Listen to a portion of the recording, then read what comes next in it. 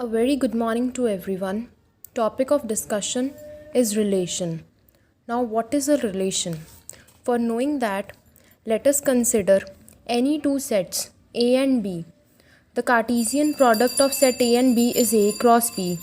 Now, relation. A relation from a set A to a set B is defined as a subset of A cross B. That means कि इस A cross B superset ਦੇ elements ਦਾ ਕੋਈ ਵੀ ਆਪਾਂ ordered pair ਲੈਂਦੇ ਆ ਉਸ ਦੇ subset ਨੂੰ ਆਪਾਂ ਰਿਲੇਸ਼ਨ ਬੋਲਦੇ ਆ relation R is a subset of A cross B. Now what is domain and range? A set A has the elements 1, 2, 3 and 4. Let relation R is equals to 1, 2, 2, 2, 3, 3 and 4, 1. ਇਹ relation R ਦੇ ordered paired elements ਹੈ ਹੁਣ ਆਪਾਂ ਇਸ relation ਨੂੰ domain and range ਦੀ terms ਦੇ ਵਿੱਚ ਅੰਡਰਸਟੈਂਡ ਕਰਦੇ ਹਾਂ now 1 is related to 2 that means this 1 is related to 2, this 2 is related to 2, 3 is related to 3 and this 4 is related to 1. That means ਇਹਦੇ ਡੋਮੇਨ ਦੇ elements ਹੋ ਗਏ 1 2 3 and 4 means ਕਿ ਫਰਸਟ ਵਾਲੇ ਜਿਹੜੇ ਹੁੰਦੇ ਆ ਉਹ ਡੋਮੇਨ ਹੁੰਦੀ ਆ ਐਂਡ ਜਿਹੜੇ ਉਹਦੇ ਪਿੱਛੇ ਆਉਂਦੇ ਆ 2 2 3 ਐਂਡ 1 that means ਕਿ this 1 2 and 3 are the elements of its range.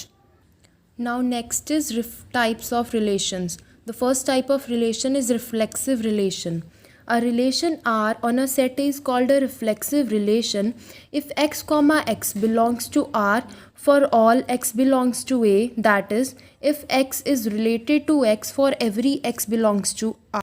This means अगर कोई भी रिलेशन ਦੇ एलिमेंट्स अपने आप नाल ही रिलेट करते आ ਤਾਂ ਉਹ रिफ्लैक्सिव रिलेशन ਹੁੰਦੀ ਆ फॉर एग्जाम्पल लेट ए कोई भी सैट है अपने पास 1, 2 एलिमेंट्स है जिदे A cross A Cartesian product आ ਜਿਹਦੇ ਐਲੀਮੈਂਟਸ ਹੈਗੇ ਆ 1 1 1 2 2 1 ਅਤੇ 2 2 ਕੋਈ ਵੀ ਆਪਾਂ ਰਿਲੇਸ਼ਨ ਆਰ ਲੈਟ ਕਰ ਲਈ ਜਿਹੜਾ ਕਿ A cross A the subset ਆ 1 1 2 2 ਐਂਡ 1 2 ਇਹਦੇ ਐਲੀਮੈਂਟਸ ਆ ordered pair elements then R is a subset of A cross A and so R is a relation ਜਿਵੇਂ ਕਿ 1 1 ਵੀ ਇਹਦੇ ਵਿੱਚ ਆ A cross A ਦੇ ਵਿੱਚ ਪਿਆ 2 2 ਵੀ A cross A ਦੇ ਵਿੱਚ ਪਿਆ ਅਤੇ 1 2 ਵੀ A cross A ਦੇ ਵਿੱਚ ਪਿਆ ਮੀਨਸ ਕਿ ਸਾਰੇ ਐਲੀਮੈਂਟਸ R ਦੇ A cross A ਦੇ ਵਿੱਚ ਹੈਗੇ ਆ that is why R A cross A the subset ਆ ਅਤੇ ਇਸ ਕਰਕੇ R is a relation on a set A. Since x comma x belongs to R for all x belongs to A, that means कि 1 ਨਾਲ ਵੀ related ਹੈ 2 ਨਾਲ ਵੀ related ਹੈ means ਕਿ ਜਿੰਨੇ A ਦੇ ਐਲੀਮੈਂਟਸ ਆ ਉਹ ਇੱਕ ਦੂਜੇ ਦੇ ਨਾਲ ਰਿਲੇਟਡ ਹੈ ਮੀਨਸ ਕਿ 1 ਇਟਸੈਲਫ ਨਾਲ ਵੀ ਰਿਲੇਟਡ ਹੈ ਅਤੇ 2 ਵੀ ਆਪਣੇ ਆਪ ਨਾਲ ਰਿਲੇਟਡ ਹੈ ਇਸ ਕਰਕੇ ਇਹ ਇੱਕ ਰਿਫਲੈਕਸਿਵ ਰਿਲੇਸ਼ਨ ਹੈ second type of relation is symmetric relation A relation R on a set A is called a symmetric relation if A is related to B which implies B is related to A. That means कि अगर 1 2 ਦੇ related ਆ ਤਾਂ 2 ਨੂੰ ਵੀ 1 ਦੇ related ਹੋਣਾ ਪਊਗਾ ਤਾਂ ਉਹ ਹੋਊਗੀ ਇੱਕ symmetric relation for example let A is 1 2 3 A ਕੋਈ ਵੀ ਸੈੱਟ ਆ ਉਹਦੇ ਇਹ ਐਲੀਮੈਂਟਸ ਆ ਆਪਣੇ ਪਾਸ ਇੱਕ ਕਾਰਟੀਜ਼ੀਅਨ ਪ੍ਰੋਡਕਟ ਗਿਵਨ ਆ A cross A ਦਾ ਅਤੇ ਇੱਕ ਰਿਲੇਸ਼ਨ ਗਿਵਨ ਆ R which is 1 1 1 3 and 3 1 ਅਤੇ ਇੱਕ ਸੈਕਿੰਡ ਰਿਲੇਸ਼ਨ ਹੈ R1 ਜਿਹਦੇ ਐਲੀਮੈਂਟਸ ਹੈਗੇ ਆ 1 2 1 3 and 3 1 ਹੁਣ R comma R1 both are subsets of A cross A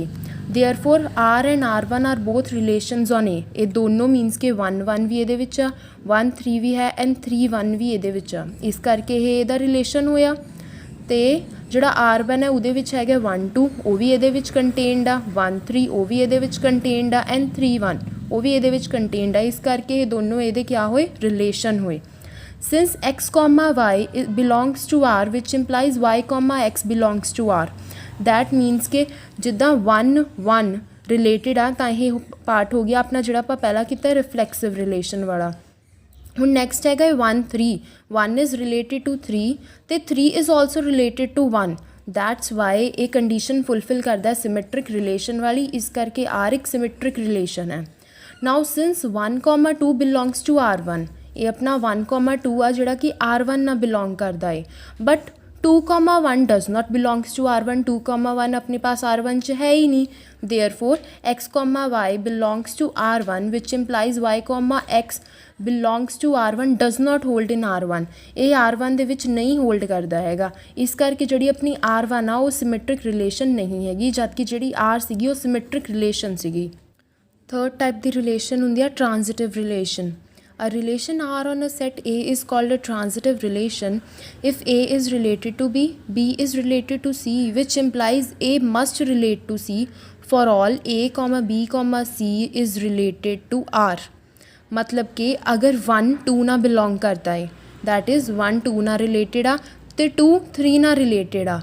ਤਾਂ 1 ਔਰ 3 ਨੂੰ ਵੀ ਰਿਲੇਟ ਹੋਣਾ ਪਊਗਾ ਆਪਸ ਦੇ ਵਿੱਚ, ਉਹਨਾਂ ਦੇ ਵਿੱਚ ਕੋਈ ਕੰਡੀਸ਼ਨ ਹੋਣੀ ਚਾਹੀਦੀ ਆ ਤਾਂ ਕਰਕੇ ਉਹ ਸੈਟਿਸਫਾਈ ਕਰੇ ਟ੍ਰਾਂਜ਼ਿਟਿਵ ਰਿਲੇਸ਼ਨ ਨੂੰ।